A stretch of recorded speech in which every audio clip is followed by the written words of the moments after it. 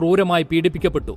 മണിക്കൂറുകൾ നീണ്ട യാതനകൾക്കൊടുവിൽ കരഞ്ഞുകൊണ്ട് നടി അഭയം തേടി സംവിധായകൻ ലാലിന്റെ വീട്ടിലെത്തിയതോടെയാണ് സംഭവം പുറം ലോകമറിഞ്ഞത്. ഭാഗ്യകരമായിട്ടുള്ള കാര്യം നടന്നു എന്നുള്ള സത്യമാണ്. വാർത്തകൾ പുറത്തുവന്ന് ഏതാനും മണിക്കൂറുകൾ കഴിയും മുൻപ് തന്നെ നടിയെ തട്ടിക്കൊണ്ടുപോയി ഉപദ്രവിച്ച വാഹനവും ഡ്രൈവർ മാർട്ടിനെയും പോലീസ് കസ്റ്റഡിയിലെടുത്തു. തൊട്ടടുത്ത ദിവസങ്ങളിൽ കൂട്ടുപ്രതികൾ ഒന്നൊന്നായി അറസ്റ്റിലായി. നടിയെ ആക്രമിക്കാനുള്ള കൊട്ടേഷൻ സുനിൽകുമാറാണ് ഏറ്റെടുത്തതെന്ന് മനസ്സിലാക്കിയ പോലീസ് പ്രതിയെ പിടികൂടാൻ കിണഞ്ഞു ശ്രമിച്ചെങ്കിലും കേരളത്തിലും തമിഴ്നാട്ടിലുമായി പ്രതി ഒളിവിൽ പോയി. ഒടുവിൽ പോലീസിനെ കബളിപ്പിച്ച് ഫെബ്രുവരി 23-ന് സുനിലും കൂട്ടാളി വിജേഷും കീഴടങ്ങുന്നതിനായി എറണാകുളം CJM കോടതിയിലെത്തി.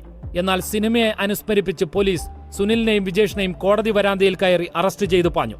വിശദമായ ചോദ്യം ചെയ്യലുകൾക്കൊടുവിൽ ജൂൺ 21-ന് സുനിൽകുമാർ മുതൽ ചാർലി വരെയുള്ള 7 പ്രതികളുടെ കുറ്റപത്രം അങ്കമാലി കോടതിയിൽ സമർപ്പിച്ചു. കേസ് സുനിൽകുമാറിൽ അവസാനിച്ചെന്ന് തോന്നിയപ്പോഴായിരുന്നു കഥയിലെ ട്വിസ്റ്റ്. ജൂലൈ 24-ന് നടിയെ ആക്രമിച്ച കേസിൽ തന്റെ പേര് പറയുമെന്ന് പറഞ്ഞ് സുനിൽ ജയിലിൽ നിന്ന് ഫോണിൽ വിളിച്ച് നാദർഷയെയും അപ്പുണ്ണിയെയും ഭീഷണി